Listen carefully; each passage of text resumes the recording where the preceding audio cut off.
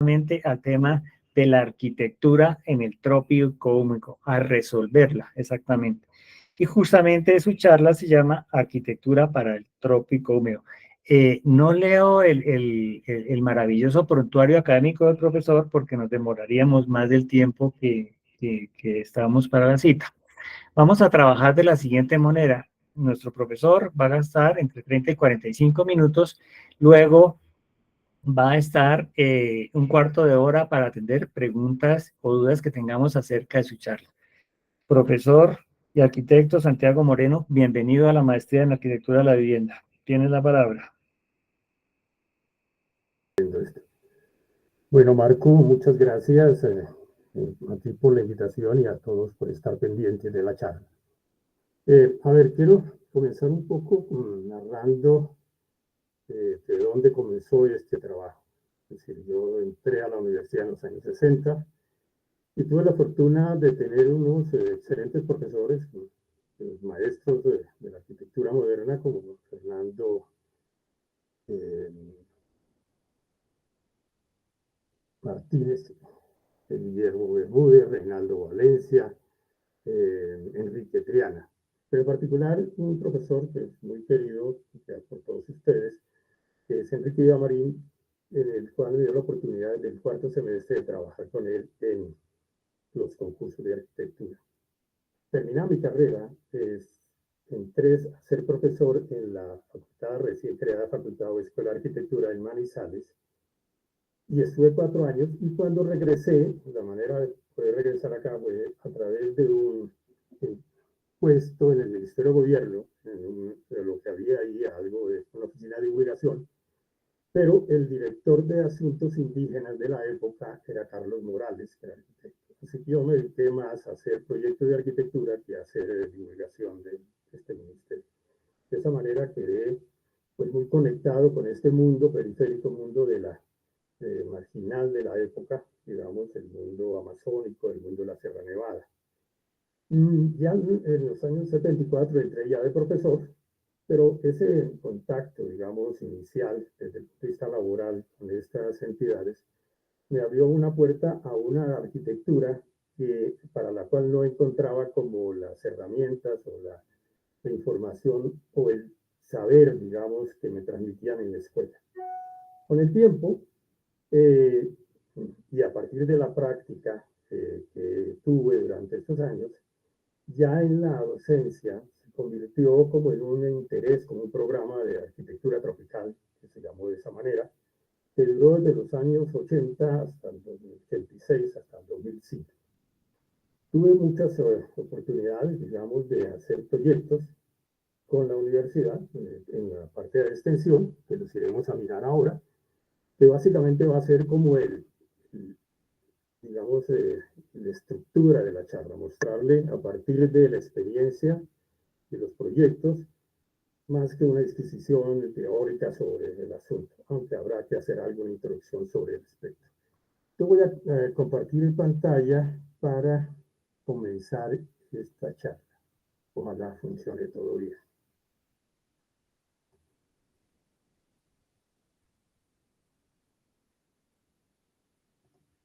Ok, me van diciendo si eso funciona.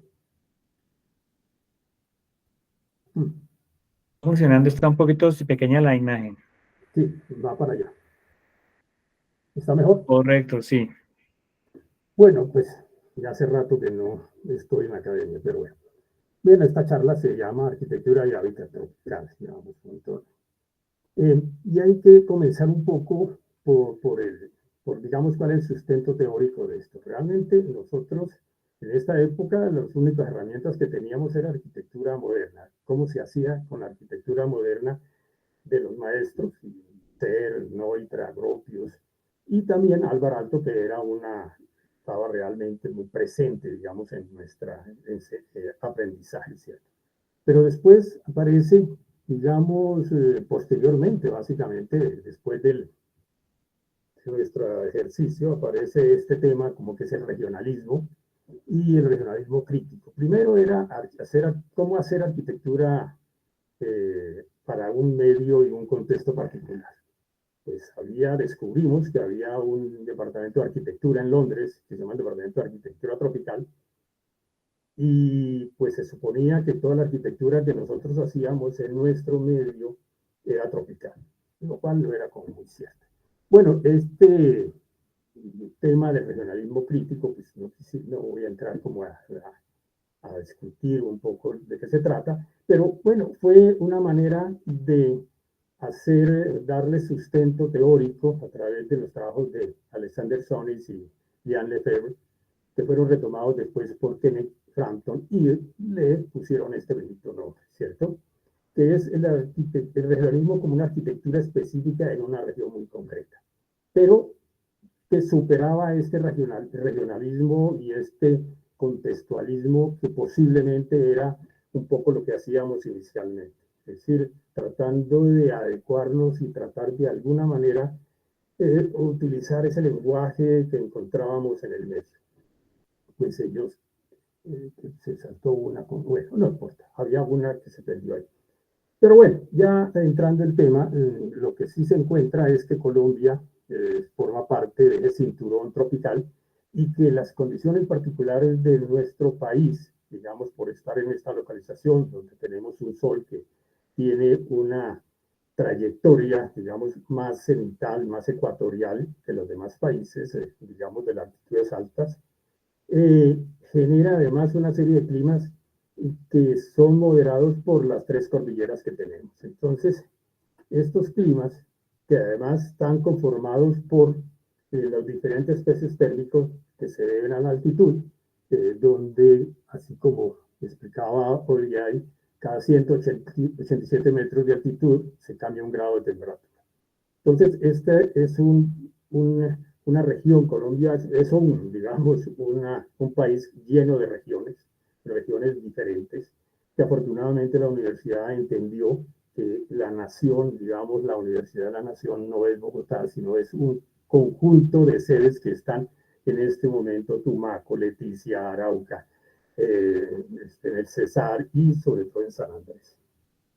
Así que tenemos zona cálida, zona templada, zona fría, zona páramo. Bueno, pero esta es una pequeña clasificación. Esto es como un arranque de dónde localizar, digamos, una arquitectura. Normalmente, y muchas veces uno no encuentra la arquitectura que hace referencia ni siquiera al lugar, no le dicen en dónde sitio está ni qué altura.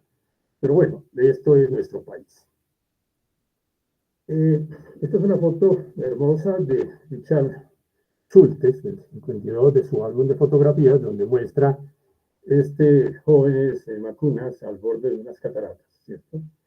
Estos están desnudos, tienen un pequeño taparrabos, pero es la manera más adecuada de conectarse con el clima, ¿cierto? Es una alta humedad que cualquier elemento que se le ponga sobre la ropa, sobre encima como la ropa, no les permite la evapotranspiración, digamos, el sudor. Sudar es una de las maneras de transferir el calor del cuerpo al exterior. Y eso se hace a través de la ventilación y del viento para recambiar todo esta humedad que tiene uno ahí. Así que ellos están ahí, no es porque se van a bañar en las cataratas, sino así viven. Y lo mismo que en este caso los Lukács, que han desarrollado y siguen viviendo en una arquitectura, esto es una arquitectura nómada, donde ellos construyen sus elementos para ir viajando a través de la selva con unas condiciones muy particulares que básicamente lo que necesitan es que les protejan de la lluvia. Tener un hogar, ¿cierto? Por cada elemento, ¿sí? Es decir, un fuego por cada elemento le conforma un hogar. Obviamente, andan como nosotros con las mínimas, digamos, cobertura para poderse interactuar muy bien con el clima. No es porque no lo puedan hacer, sino que así funciona mucho mejor. Esa es la arquitectura que ellos producen. Y más adelante producen ya otras comunidades que duran mucho más tiempo en su lugar y que de todas maneras van migrando cada 7 o 8 años cuando las malocas se destruyen porque la palma se comienza a deteriorar y ya es hora de cambiar, pero también es hora de cambiar de sitio porque las chagras donde ellos están cultivando alrededor ya comienzan a perder, digamos, la fertilidad que tienen. Es decir, esto es como un reloj que ellos tienen, que cada vez que se acaba la maloca, tienen que ir a otro sitio, ¿no?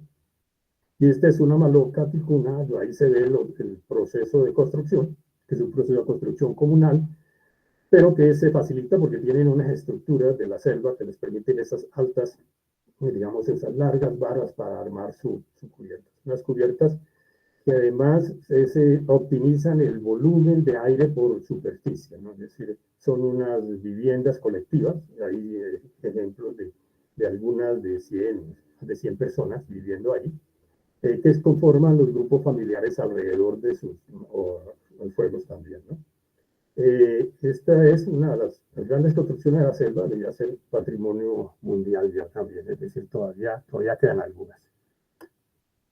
Y este ya es como la versión, digamos, radical, digamos, lo que produce Baham, es que él dice que la arquitectura, digamos, deja ya casi de existir en la medida que está conformada por una serie de instrumentos que son los que hacen que la vida, el confort de la vida siga, ¿cierto? Es decir, en la medida que se puede hacer esa burbuja a partir de todos estos instrumentos de aire acondicionado, calefacción o control de, bueno, los que tenemos básicamente en nuestras casas ahora, pero que ya en ese momento, en los años 60, cuando él estaba mirando en eso que era el comienzo de esta revolución tecnológica, decía que ellos esto iban a definir el tipo de la vivienda, pero se le asemeja un poco a lo mismo de los Ducati, que con el fuego, básicamente, que era lo que tenían, no necesitaban más, ¿cierto? Entonces, vamos a ver un poco que nuestra arquitectura comienza a través de la arquitectura moderna, a través de nuestra facultad de arquitectura en los años 36, 40, con el edificio que hace Erich Lange y Blumenthal para la escuela que ya se ha independizado de la carrera de ingeniería, facultad de ingeniería. Hacer esa escuela, digamos, generó, digamos, ya una apertura, una manera de ver ese mundo desde otra perspectiva fuera de lo que era una carrera de ingeniería. Y comienzan a aparecer edificios. Yo creo que este es el edificio más hermoso, digamos, de los inicios, que es la casa de la Quinta Masuera de Vicente Nassi, ¿no? Es decir, esto tiene una composición, digamos, asimétrica, con unos elementos ya de la modernidad, como son las persianas, ¿cierto? Y las cubiertas vegetales. Entonces hay una foto de Carlos Naranjo, otra de gente de Turín que vinieron a hacer un trabajo. Es decir, estas son fotos, la última foto muy reciente, es una casa que se conservó muy bien. Ya la estructura interna, pues obedece más al estilo de vida de los propietarios de la época, la separación de las zonas de servicio, de los sirvientes, de los otros. Pero es una casa, digamos, contemporánea, es muy importante. Otra cosa muy importante fue para la arquitectura, digamos, la avenida de Jorge Arango. Jorge Arango sale de bogotano, vivía en Villa Sofía. Hay un libro muy bonito de él que explica toda su trayectoria y se graduó en la Universidad Católica de Chile, y, como él cuenta en su libro, con un trabajo que le duró 2 años, con 36 paneles de 1,20 por 2,40, la mitad, y bueno, todo esto lo trae después a la Facultad de Arquitectura, que le tiene un impacto, digamos, por el tipo de presentación que hace y además por el tipo de arquitectura que él muestra, que es la arquitectura para un hotel de clima cálido. Ese lo valió a Jorge Arango ir una beca o una invitación a Estados Unidos, donde él entra a Harvard, compañeros como Pei y otras personalidades de la arquitectura de la época, o de que van a hacer en el futuro, y después recorrer todo Estados Unidos donde conoce a Fran Loray, a Gropius, a Neutra, a toda la, digamos, a la gente importante, porque la beca realmente era por el Museo de Arte Moderno. Él vuelve a Colombia, forma parte de la división o la dirección de edificios nacionales y también llega a ser profesor de la arquitectura. Es una persona muy culta que yo creo que tuvo mucha influencia, digamos, en esos orígenes. Y orígenes que comienzan ya a producir obras, como las obras de Barranquilla y las sobre la Plaza Mercado de Girardot y el el estadio del Centro Cívico, el estadio de Cartagena, ¿no? Pero ¿de dónde venía todo esto, cierto? Es decir, ¿de dónde tenían la información? La información venía en gran medida de Brasil, ¿no? Que fue muy importante el libro de la exposición de Brasil Bills. Eso fue en el año 43, pero antes hubo la Feria Mundial en Nueva York, donde el grupo de Lucio Costa, Niemeyer, ellos hacen. Ah, no, aquí si alguien se me fue por los teléfonos, yo no sé si el Giner está ahí mal metido. Pero hacen este hermoso edificio para esta que tiene unos excelentes comentarios de la época. Entonces, toda esta información se conocía porque Rotter la traía, él tenía información, le llevaba revistas y se le estaban comenzando a trabajar a los estudiantes. Después aparece otra cosa para los años 50, digamos, el Centro Interamericano de Vivienda, que también fue, para el caso de la maestría, fue un elemento muy importante. Y a propósito, me parece ridículo que el edificio del Simba o esa zona se llama el Sindo, una cosa que funcionó un año. Debería volverse al Sindo y recuperar esta casa que todavía está ahí cubierta por unas lonas o unos plásticos negros, por una casa experimental. Esta está construida dentro de la universidad, en el patio de construcciones. Hay otro libro importante que es el libro de la arquitectura latinoamericana que se hace en el 45 y donde solamente hay dos obras, ¿cierto? Una obra de Jaime Arango y la otra de Bruno Viole, sí, Bruno Viole. Pero hace esta referencia uno de los críticos, dice, ¿por qué no hay arquitectura, digamos, por qué la arquitectura de Bogotá que no parece latinoamericana? Dice, eso parece, por una parte, a que gran cantidad de arquitectos colombianos han sido formados en la Escuela de Arquitectura norteamericana, y por otra, que las condiciones climáticas de Bogotá no obligan, como en muchas otras partes de la América Latina, a tener un estricto control solar.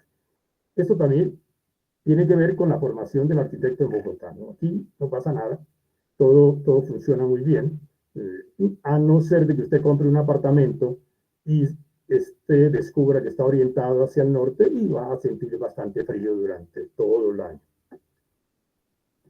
Bueno, quería mostrarles, antes de entrar ya en materia, pues aquí el tiempo se va acabando, son dos de los arquitectos que para mí son muy importantes, que reconocí y tuve la oportunidad de visitar estas obras.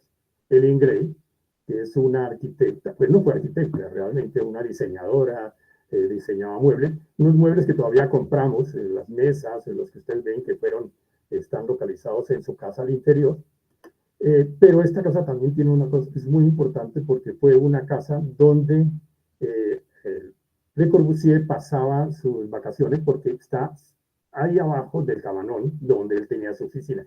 Y en esta casa se reunieron para el plan maestro que estaba desarrollando Le Corbusier para Bogotá, que fue el sitio de encuentro en un verano. Nunca pude encontrar fotos, debieron haber fotos de algunos que estuvieron ahí.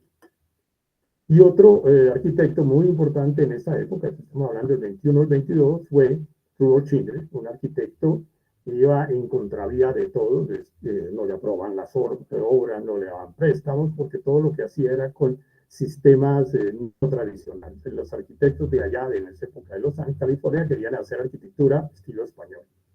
Estos elementos que van ahí, que ven aquí a la izquierda, estos elementos, pues, el mouse no funciona, perdón, se volvió. Estos elementos son unos elementos como trapezoidales que se fundían en el piso y después se subían, ¿no? Se iban subiendo. Esta casa la compartió con Loitra. Es una casa muy especial porque tiene una cocina en el centro y dos habitaciones para familias distintas, ¿no?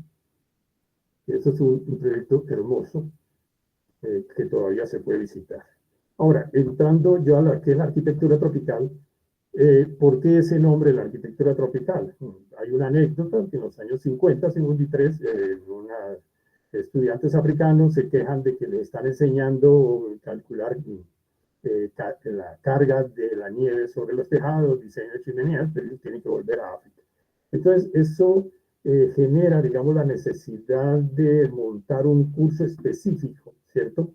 para estos estudiantes que vienen de toda esta zona, ese trópico, donde estaba el Imperio Británico, ¿cierto? El Imperio Británico pues tenía importancia, es decir, tenía que hacer arquitectura no solamente para ellos, sino también para sus funcionarios. Entonces comienzan con las personas que habían ido allá, que ya habían estado trabajando con James Hill y Mansell Frey y Otto Königsberg, ellos montan un curso en la Architectural Association de Londres, ¿sí? Un curso básicamente sobre arquitectura tropical y producen una serie de documentos que son realmente muy importantes porque son los que logran poner esa física, la física de la arquitectura al servicio de los arquitectos, ¿no? Hay un profesor acá que también pasó por estos lados y sigue conectado, se casó con una colombiana, que es Pat Weekly. Él hizo un trabajo en la Universidad de los Andes y en el año 78 y produjo un manual que diseño y confort térmico en climas cálidos. Él fue alumno de este grupo y todavía es una persona que está activa produciendo libros sobre arquitectura, sobre todo vivienda de interés social.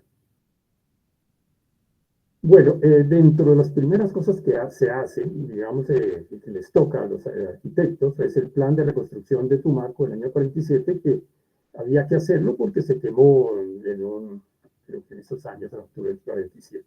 Para eso se trae a Diner Isser y el edificio de la División de Obras Públicas, no, de Edificios Nacionales, tenía la dirección en una época Jorge Gaitán Cortés y en otra Jorge Arango Sanín.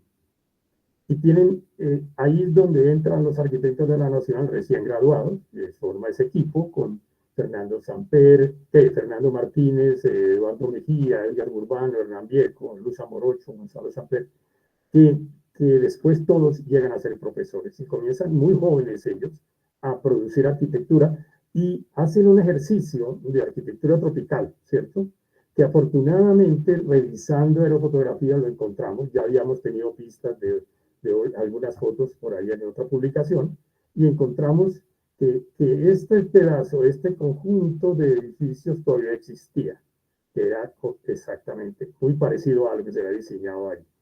Y realmente había sobrevivido porque era puesto de Colombia, era el propietario y los mantuvo por ahí unos 60 años. Pero ya cuando fuimos a verlo ya lo habían vendido y ya había comenzado la transformación.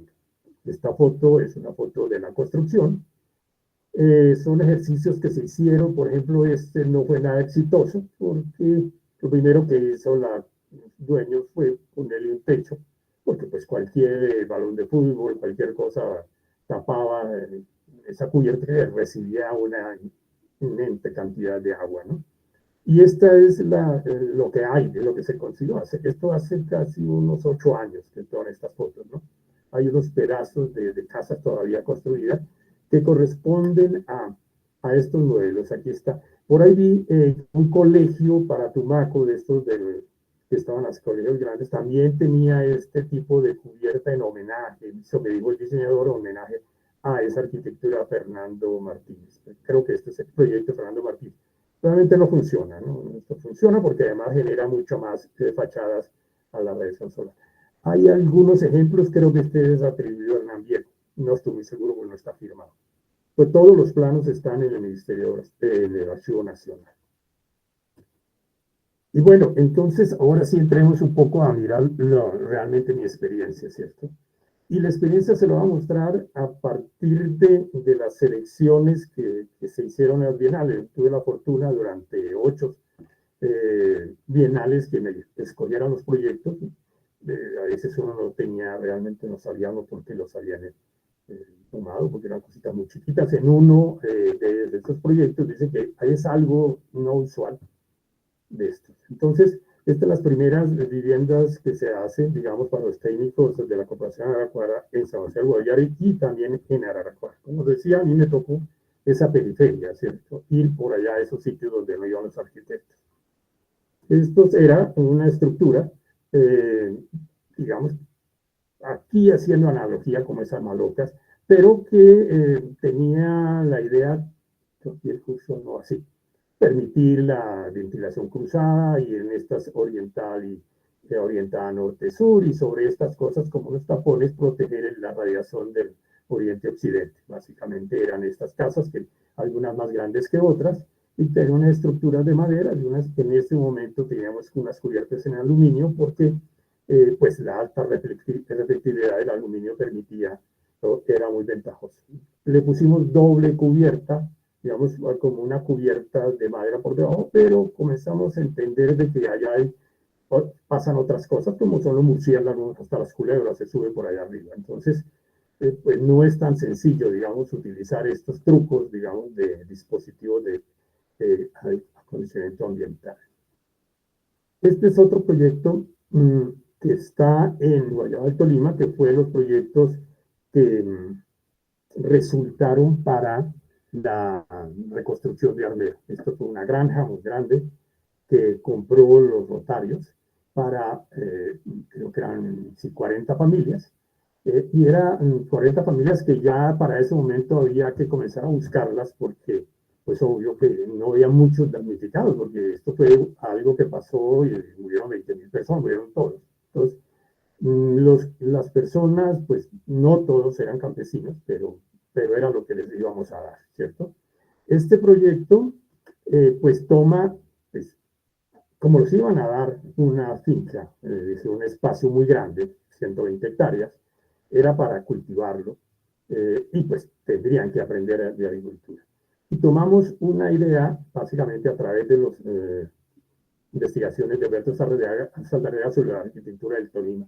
Y veíamos que siempre había un elemento que era el frontal, que era la casa, y tenía una parte atrás que eran los servicios. Bueno, hicimos esto, en vez de hacer una sola vivienda, es decir, entender que la vivienda no es un espacio que tiene una chapa y uno entra, sino es un predio que tiene en este caso dos componentes, el componente de las habitaciones, el componente de los servicios y un espacio de interacción y de servicios central, ¿no? Yo estaba allá, en algún momento fuimos a visitarlo y ya los usuarios estaban muy condicionados y le preguntaban, una señora nos comentaba, decía, una le preguntó, ¿y quién vive en la otra casa? Y otros decían que pues, le dieron dos casas, ¿cierto? En realidad era lo mismo, el área que teníamos la dividimos en dos y armamos el predio, que es un predio, digamos, adecuado para las actividades al aire libre, que son las que tiene la comunidad. Otro proyecto, ya, fíjense que aquí aparece, se está apareciendo siempre, es como ese módulo cuadrado que se va repitiendo, en este caso para el SENA. De Puerto Asís ya armamos una estructura más compleja a raíz de una circulación, dividimos como zonas diferentes, en las zonas como hacia afuera. Este era un auditorio que se abre hacia la comunidad, creo que es una exigencia ahora de los proyectos, la área administrativa, la cafetería, y esta es la área ya de docente y la área de talleres al final. Esto, la idea es proponer y proporcionar sombra, la máxima cantidad de sombra que se pueda, digamos, admitir, digamos, en estos casos. Y además generando unos flujos de aire a través de todos estos corredores. Entonces tenemos esto es la zona social, este es el auditorio, esta es la zona central, este es el acceso y esta es la administración. Digamos, esto es, hace años no voy, no espero que se conserve bien. Pero hay otro proyecto que realmente fue, cada uno de estos pues, fue seleccionado ahí en las benditas viviendas y bueno, pues lo traigo de esa manera porque pues tuvo cierto reconocimiento y además están publicados, son proyectos que se pueden mirar. Este es un programa de mejoramiento de vivienda que se hizo en todas las comunidades del río Amazonas, en todas las comunidades que tenían, sobre todo curacas, porque inicialmente cuando le presentamos el proyecto a la gobernación, que fue cuando hubo ese cambio de financiar el cambio de la demanda a la oferta, ¿cierto?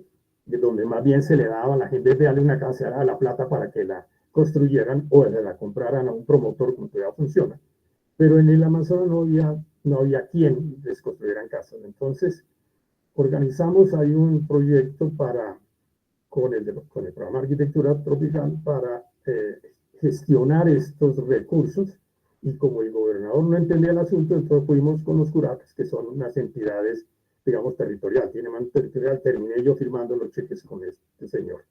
Entonces hicimos estas pequeñas unidades, creo que eran unos salarios mínimos, creo que eso no era más de 10 millones de pesos desde este momento, para hacer un programa de unas cocinas, de unas pequeñas cocinas, como para sacar la cocina, no sacarla, sino que la cocina la tenían al aire libre.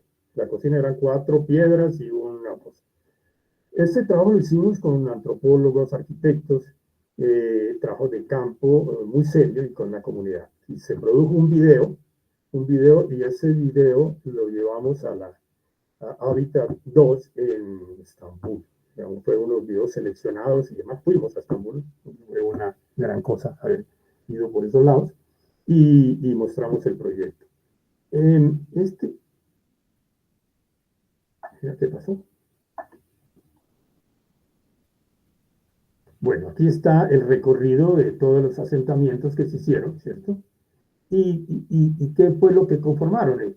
El video se llama, en algún momento encontramos un letrero que decía calle por venir, era la calle por venir, y entonces era, pues hacíamos el juego de palabras porque es la calle por venir o la calle que va a llegar, ¿cierto? Para armar estos asentamientos, que es como una maloca extendida en el piso, es decir, porque cada grupo por acá es un clan, este es otro clan, van formando, digamos, por afinidades, digamos, familiares, ¿no? Este proyecto, pues, es muy sencillo, digamos, una estructura de madera, que también tuvimos problemas porque pues la madera la tienen ellos, pero no se puede sacar porque son reservas forestales, son parques nacionales. Bueno, tuvimos que comprarla en el Brasil y pasarla de contrabando porque ya era realmente mucha madera, ¿cierto? Si poníamos a cortar toda la madera, ellos mismos la cortarían de los bordes de los ríos y sería una tragedia. Es realmente un sistema muy sencillo donde la comunidad tenía que hacer este pedazo. Estos son unos elementos de palo de sangre, unos postes de corazón, eso de donde hacen las figuritas de los manatís que venden artesanías.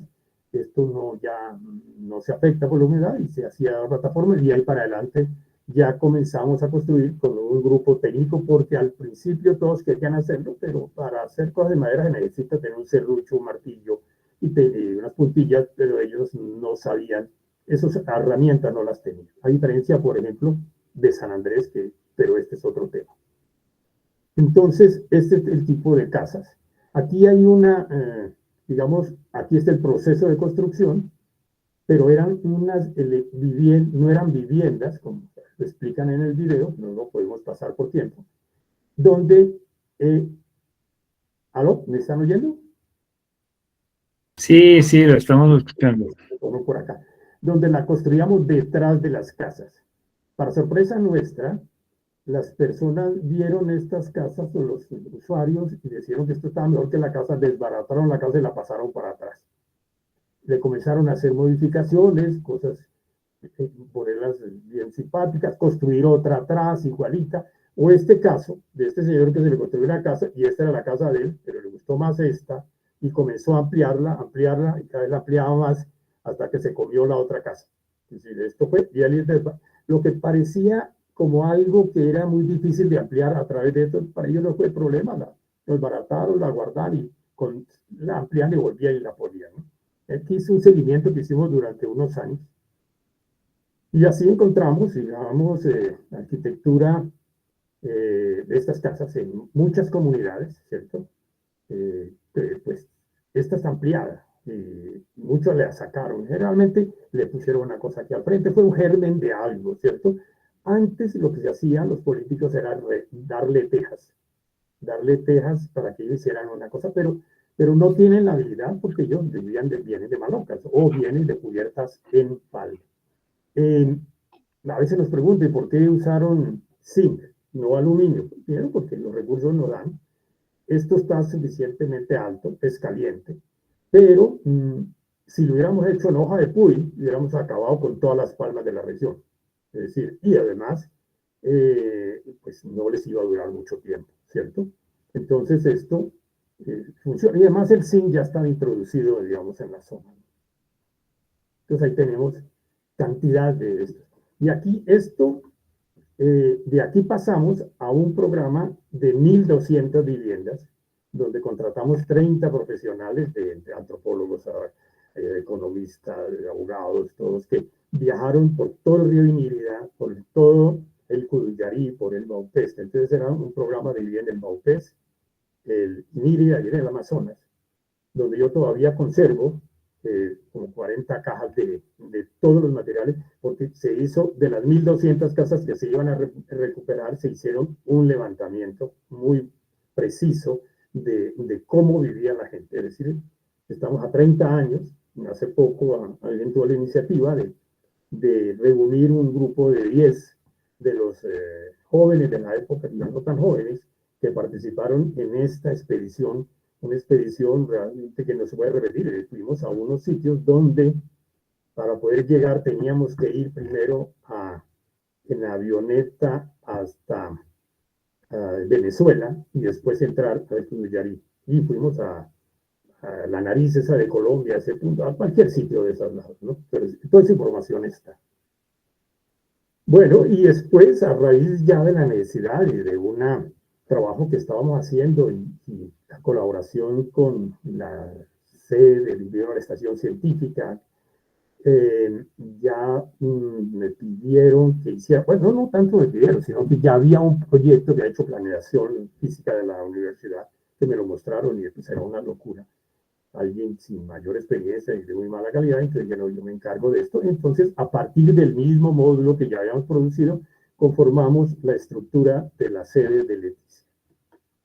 Entonces, una sede de Leticia que fue creciendo, se fue creciendo, porque primero fueron 3 módulos por acá, después se hizo la Maloca, se fue construyendo y se fue armando esto, y posteriormente armamos acá los alojamientos.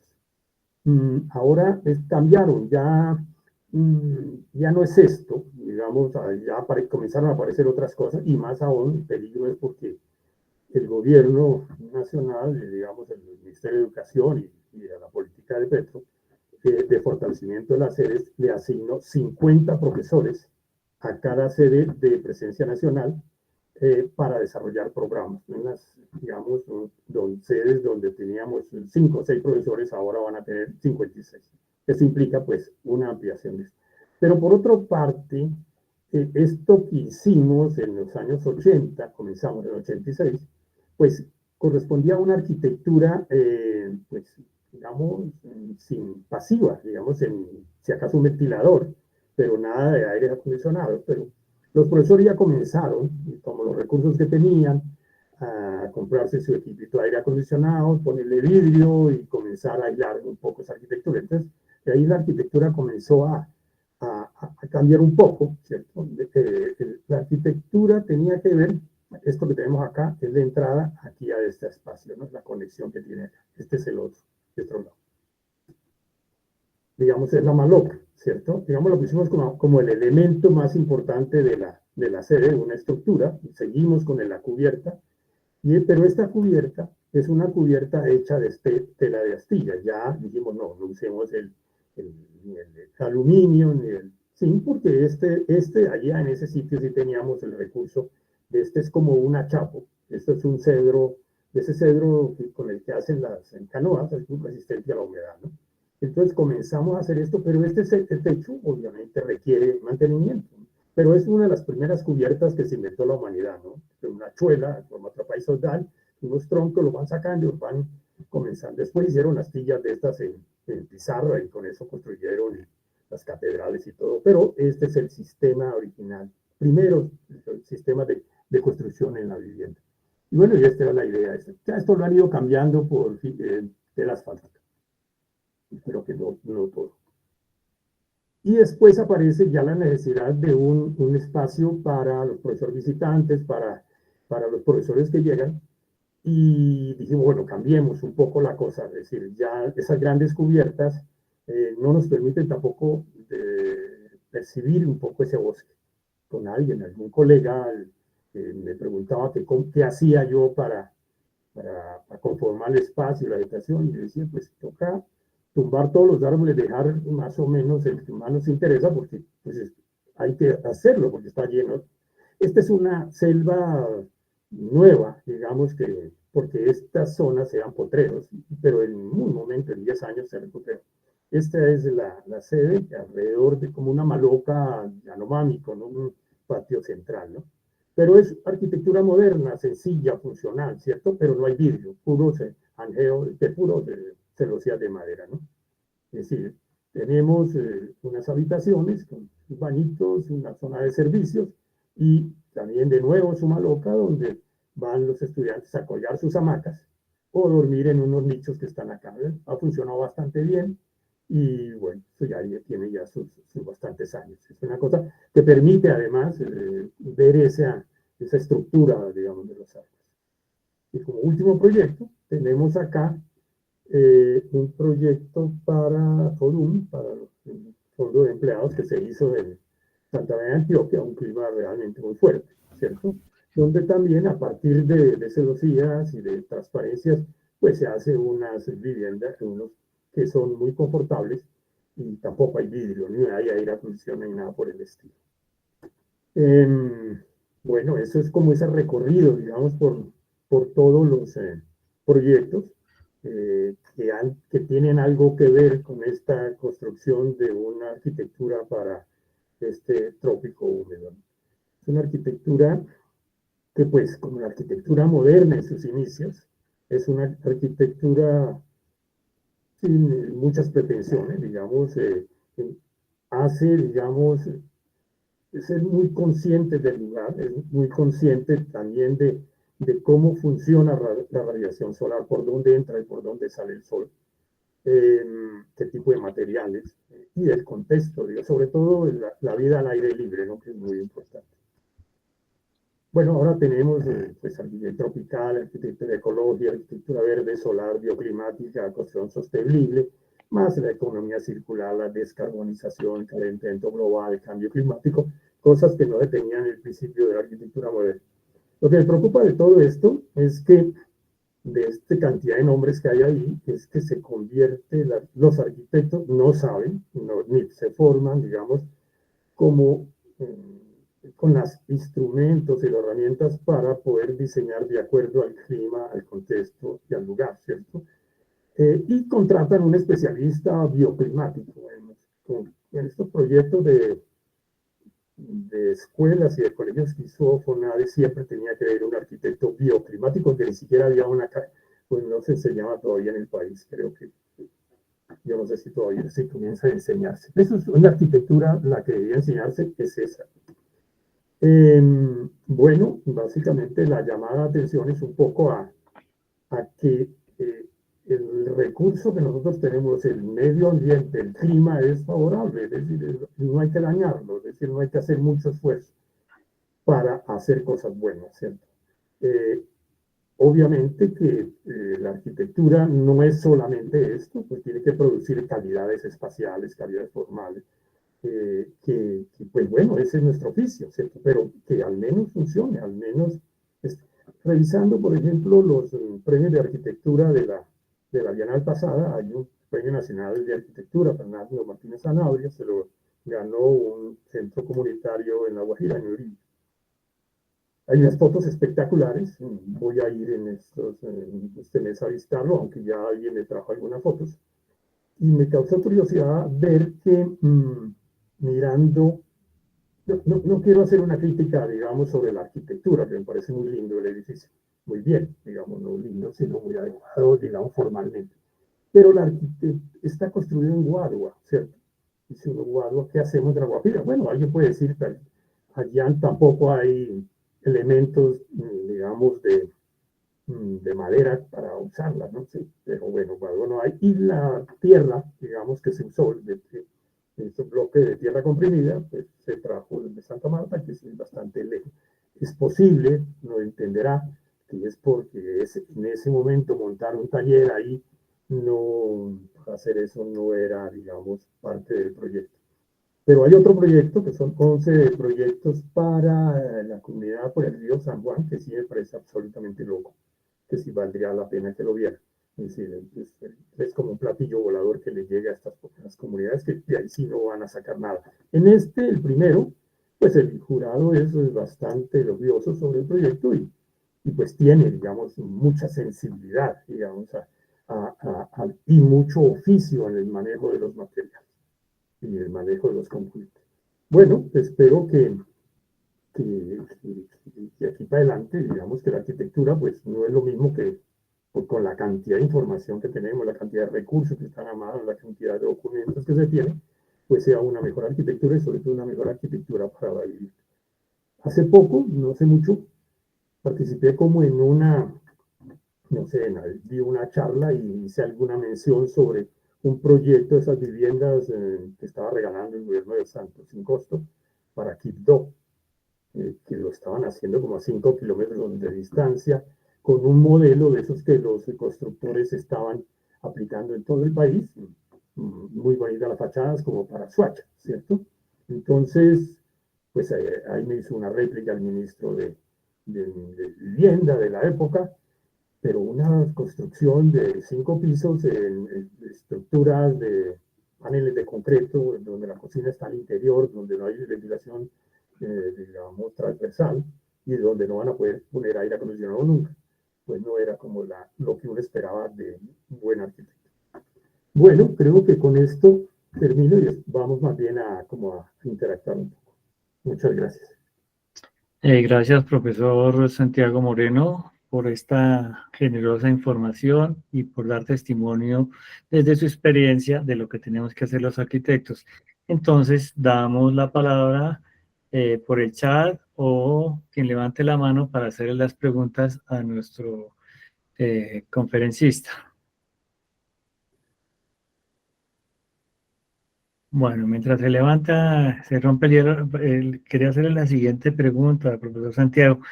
Usted tácitamente nos está planteando que las características de la geografía las deberíamos tener en cuenta en las respuestas arquitectónicas. Mi afirmación es válida. Sí, básicamente el problema del lugar, ¿no? Es una arquitectura que tiene que ser muy respetuosa con el medio, con el lugar, con el paisaje, con los recursos que están ahí al lado, con el contexto, con la cultura, con la comunidad, con el oficio de ser arquitectura. Pues podemos llevar, pues ahí el ejemplo más trágico es el ejemplo de reconstrucción de Providencia. Inicialmente les llevaron un catálogo de casas prefabricadas, de esas casas que se usan para campamentos de obra o para el celador de una finca o algo así, unas cosas de una precariedad impresionante. Claro, pues las podían hacer, querían hacer 1000 casas en un mes, algo así. Y, y resulta que al final terminaron haciendo unas casas, una imitación de las casas sanandresanas en sistema de paneles de construcción liviana, con estructuras galvanizadas y paneles de fibrocemento, forradas con una malla electrosoldada, que eso no explote, ¿cierto? Siendo que los habitantes de esa isla tienen una cultura de la madera, y la cultura de la madera pues, lo saben hacer, lo han hecho siempre. Eh, Desde la época de Codazzi, él se maravilla que después de un huracán, cuando él regresa, encontró la isla reconstruida y con viviendas que han tenido, que las habían llevado desde Estados Unidos y las armaron allá, estamos hablando de 800 y todo, ¿no? Y bueno, y si estamos hablando de descarbonización, estamos hablando de que la madera es un sinudero de carbón. Es decir, en cambio el concreto produce la máxima cantidad de emisiones de CO2. Entonces, eso pues, es parte del compromiso que tenemos todos. Es decir, cómo, pues, al usar un tipo de material, sobre todo materiales que hay que llevar, arena, que hay que llevar desde 800 kilómetros. En San Andrés, un bulto de esos una carga de estos vale 400.000 pesos, en otra parte vale 30.000 pesos. Entonces, pues sí, uno puede hacer en concreto. No tener en cuenta el lugar. Si se hace buena arquitectura, pues puede ser, puede, pero no estoy muy seguro. Gracias, profesor. Profesor Quintana dice, los planes de estudio de nuestras facultades de arquitectura en Colombia, a diferencia de las escuelas europeas, no hacen énfasis en la enseñanza sobre los contextos técnicos que gobiernan los parámetros climáticos para el confort térmico. Dichas falencias se presentan sobre todo en climas muy fríos o muy calientes. ¿Qué piensa al respecto, profesor Santiago? Bueno, este proyecto de vivienda para San Andrés lo hizo Contexto Urbano, que es una de las compañías de arquitectos como más prestigiosas, digamos, acá en Bogotá. Pues ahí está la cita de Egipto, que decía que en Bogotá pues, no pasa nada. De hecho, pues cuando hablaron de arquitectura latinoamericana no hubo, digamos, como muchos ejemplos que uno dijera, pues esto es tan particular como que vale la pena verlo. No, porque es una arquitectura muy parecida a la que hacen en otras partes. Bueno, pues una arquitectura se adecua a Bogotá. Bogotá tiene ya una carga crítica donde se sabe que más o menos funciona y está bien, se ha ido conformando, digamos, una ciudad respetuosa, digamos. Pero, claro, cada vez hay menos oficio del que había antes. Ya la cosa se volvió que los constructores son los que hacen los diseños y bueno, o sea, ahí hay ya el confort que se podía haber logrado antes, no se logra. Sí, hay que hacer, digamos, ese es el oficio, saber dónde estamos, ¿no? Y esa es una ventaja, ¿no? Es una maravilla, digamos, lo que tenemos nosotros. Listo, profesor. Jenny Alexandra, pregunta para el profesor Santiago. ¿Tienes la palabra? Buenas noches. Bueno, yo soy de Puerto Asís y tenía una pregunta sobre el SENA de Puerto Asís. Si las aulas inicialmente fueron diseñadas como un espacio abierto, pues porque conozco este lugar, pero lo que ahora conozco es muy diferente a lo que tú nos expusiste. Ya no hay una cafetería, el auditorio es una sala de informática y la zona abierta ahora es completamente cerrada y es una parte administrativa del SENA. Entonces tenía como esa curiosidad de cómo se diseñaron las aulas inicialmente.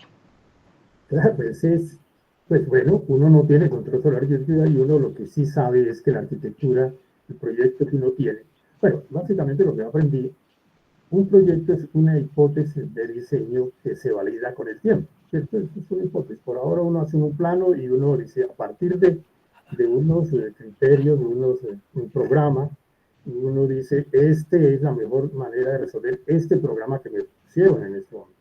Si cambian el programa, pues le pasó al Museo Nacional, eso era el Pandóptico, eso era una cárcel y terminó siendo Museo Nacional. ¿Por qué? Porque tenía una fábrica, tenía una estructura y algo que pues todos admiramos en este momento. Es decir, uno no se salva de esa cosa. Lo que se salva es, digamos que lo que se hace, pues pueda adecuarse a las nuevas condiciones. Claro, ya lo he explicado. Esto se hace sin aire acondicionado. Cuando le ponen el aire acondicionado, lo cierran completamente, ¿cierto? Y ya deja de ser la cosa transparente, la cosa que oficial, pero tiene su costo. Pues no es lo mismo funcionar con unos grandes equipos de aire acondicionado para esas áreas, porque eso vale, hay que pagarlo, a tener una cosa que ventile. Claro, hay necesidad de espacio, pero pues es mejor hacer otro edificio, no recargar eso. No lo conozco, pero realmente por eso decía yo hasta seguimiento de cuanto hacía hace rato no pasó por allá. Sería bueno tener planos, tener información. Y bueno, al final de cuentas, todo orientado a que haya que evaluarse las cosas, ¿cierto? Por ejemplo, el plan este de la vía de Guayabal, nosotros lo diseñamos para que no pudieran vender sus casas porque estaba, digamos, el predio alrededor, digamos, el área productiva.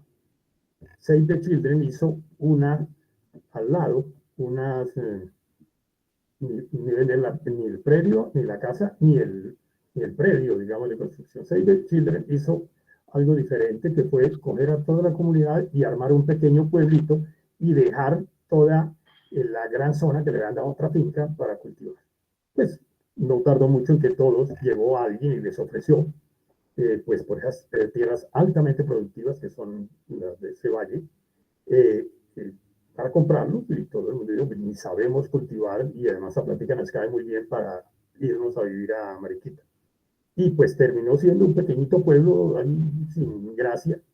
Y en cambio en la otra, todavía hay gente. Es decir, les ha costado más dificultad romper, digamos, ese sistema de estructuras productivas, porque cada casa tenía, además su pequeño huerto, tenía un área para unos cultivos productivos, como maracuyá o algo así, que podrían darle sustento en el caso de que el área cultivada total no fueran capaces de armar una cooperativa y ponerla a funcionar, cosa que no hicieron y la vendieron.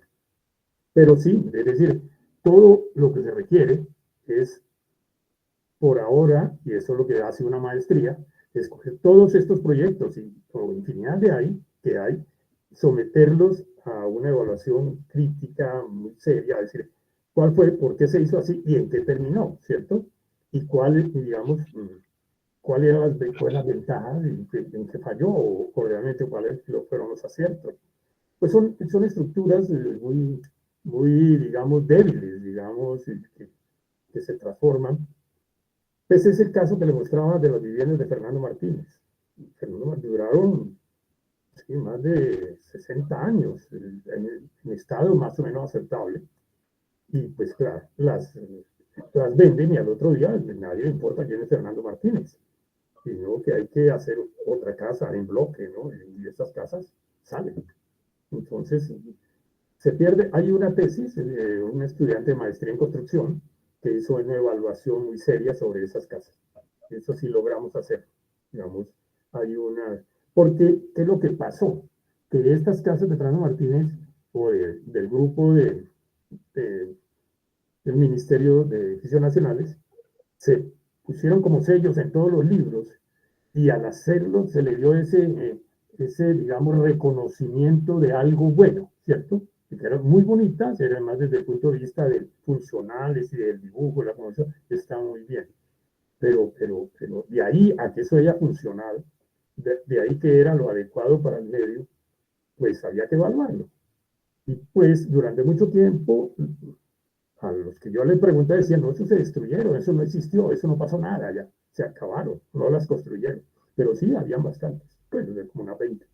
Entonces, sí se hizo ese trabajo, esa tesis de maestría, que mostró ventajas y desventajas del proyecto. Y así todos estos proyectos deben someterse a eso. Posiblemente en algunos nos equivocamos, en otros acertamos, pero si no, de los errores que uno aprende, de los errores. Es decir, entonces, pero si alguien le dice que es un error, ¿y cómo lo mejora? No vale la pena decir que está muy bonito si realmente la cosa nadie la ha criticado. Profesor Néstor René Silva pregunta, ¿cuál ha sido la respuesta de estos proyectos ante las oficinas de planeación municipal? En entendido que una gran mayoría de estas oficinas están encasilladas con la construcción tradicional de cemento, arena y ladrillo, y su aceptación para aprobar estos proyectos. Perdón, es que no entendí la parte de aprobación de proyectos. Sí, bueno, ¿cómo es el proceso de aprobación de estos proyectos en las oficinas de planeación de estos lugares?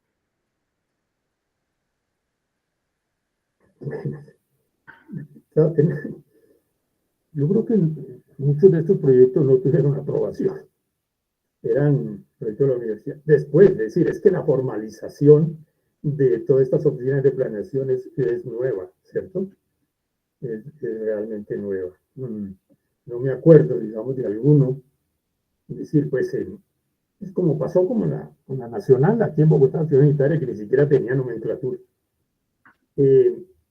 Creo que pues ya en este momento todas las cosas que se hacen en Leticia tienen que ir planos aprobados, hay curaduría, tiene planeación, ¿cierto? En ese momento no había. Eh, ¿Cómo es? Pues muchas veces, por ejemplo, construcciones en Palma, que hicimos, tratamos de hacer, está prohibida, ¿cierto? Prohibida, se pueden hacer. Bueno, hay muchas cosas que están prohibidas, ahora cada vez se prohíbe más. Las cucharas de palo no se pueden tener para los elementos, digamos, la cultura gastronómica, digamos, es decir, no se puede ofrecer una cuchara de palo, ¿no? Pero la gente usaba cucharas de palo, ¿cierto? Pues ya no se puede. Pues sí, no, generalmente, pues hay códigos y normas, y yo creo que los cumplen, ¿cierto? No, yo creo que tenga mayor problema. Bueno, y para no agotar a nuestro profesor, la última pregunta de Jorge de los Ríos. Tiene la palabra, Jorge.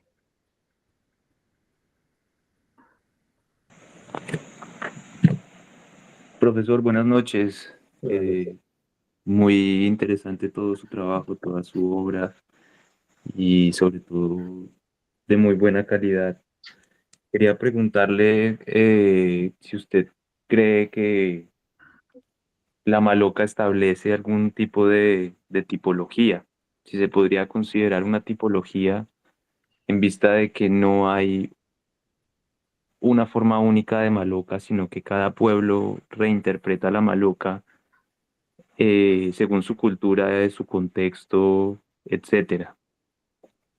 Y teniendo en cuenta esta tipología de Maloca, pues yo veo que ha sido una forma muy reincidente en toda su obra. Quería preguntarle hasta qué punto se puede hablar de reinterpretación y otro, hasta qué punto puede ser apropiación también cultural de la arquitectura indígena. Muchas gracias, profesores. Y ahí tocas un punto un poco delicado, pues es por eso inicialmente hablábamos de ese regionalismo, es decir, es hacer arquitectura y es una arquitectura como evocando, muy nostálgica, digamos, casi más ingenua, digamos, vamos a hacer esto que se parezca al otro, como para darle ese toque de legitimidad, ¿cierto? Pues yo lo hacía también porque sabía que había que hacer una cubierta con aleros, se requieren hacer aleros, se requiere entre cubierta que sea el volumen de aire más grande, digamos, mucho mejor que hacerlo planito, ¿cierto? Eso es bueno cuando no hay equipos de aire acondicionado. Si tiene equipos de aire acondicionado, mejor hágalo plano y chiquito, porque si no el aire, pues ya le va a costar más mover todo eso. De hecho, en la sede de Leticia llegó un momento en que querían hacer una maloca para la parte trasera, como un centro de llamas, una maloca tipo indígena, pero algún grupo indígena se les opuso, como digamos, esto es propiedad nuestra y usted no la hace, la hacemos nosotros, ¿cierto? Pero realmente en el fondo es una planta cuadrada y ahí está lo interesante es saber cómo se desarrolló esa planta cuadrada, si primero fue una planta circular o una planta cuadrada, porque uno ve que comienzan a quitarle las aristas y ya se vuelve octogonal y hasta que se vuelve redonda o al revés, uno no sabe qué, hasta que llegan los mami y abren un hueco y en el centro y hace un gran patio y además la van partiendo y como que se va abriendo hacia los lados, formando cada uno como su unidad, ¿no? El trabajo. Ahí está Carlos Niño, que tiene su excelente libro sobre todo este tema, que es una referencia obligada para mirar todos estos procesos de apropiación cultural. Pues esto es, por eso comenzaba con esta referencia a ese regionalismo crítico que estuvo de moda o comenzó, digamos, en ponerse en los años 80, pero que uno ve que de alguna manera comienza a hacer, vuelve a tenerse, por eso los premios Pritzker están orientados como a arquitectos que están como produciendo una arquitectura moderna o digamos de mucha calidad, reinterpretando todo este tipo de cosas. Bueno, estamos hablando de arquitectura de hace 30 años, lo que yo he hecho, ¿cierto? Hay otra arquitectura que no estaba, digamos, prevista para presentar acá, ¿cierto? Pues yo espero seguir produciendo y seguir trabajando. Afortunadamente no estamos, ninguno de nosotros somos futbolistas para los 37 años ya dejar de trabajar. Pues tenemos nuestro ídolo que es Menelia, que a los 104 años todavía hacía rayitas y que era lo que él hacía, el concepto. Entonces, sí, es un tema hasta dónde se puede trabajar, digamos, estos temas y apropiárselos de ellos, como se apropian los muebles, se apropian los tejidos, y también ellos protestan, ¿no? Muchas veces que unas mochilas Guayún se comienzan a vender reinterpretadas así casi literalmente, sin modificarlas, pero con unos altos precios en unos sitios de alto costo. Entonces sí, es un debate sobre eso y pues yo soy consciente de cómo cómo comenzó y en qué vamos, ¿cierto? Pero lo que sí estoy seguro es que hicimos un ejercicio muy honesto, muy, digamos, respetuoso con el medio y con el contexto. Por ejemplo, el programa de vivienda, pues le llevamos a 1.200 personas en todos estos territorios y además descubrimos cosas espectaculares que están en esas cajas, que algún día de ustedes ojalá las conozcan, de cómo viven y cómo ven estas comunidades. Comunidades que en este momento, si volviéramos, tienen internet satelital, ¿no? Entonces ya las cosas han ido cambiando. El mundo volvió más chiquito. Bueno, profesor Santiago, muchísimas gracias por contarnos desde su experiencia y desde sus formas, cómo debemos intervenir desde la geografía en los territorios. Muchísimas gracias y los invitamos para la próxima charla que se va a llevar el miércoles 17 de abril en este mismo horario, que la va a dictar el profesor Carlos Naranjo, que se llama Las premisas del arquitecto Barragán de México. Ya en su momento haremos la oportunidad, pero los volveremos a invitar por estas mismas ondas. Barragán, lo va a hacer Carlos Naranjo, exactamente. Entonces, para todos y para todas, un feliz día, una feliz noche y que ojalá que estas reflexiones nos llamen a tener respuestas más aterrizadas desde la arquitectura. Bueno, profesor Santiago, muchísimas gracias. No, muchas gracias a todos ustedes y muchos éxitos en sus estudios y investigaciones. Muy amables por la invitación. Bueno, gracias. Muchas gracias, hasta luego. Hasta luego, gracias. Hasta luego. Gracias. Hasta luego. Muchas gracias. Chao, chao.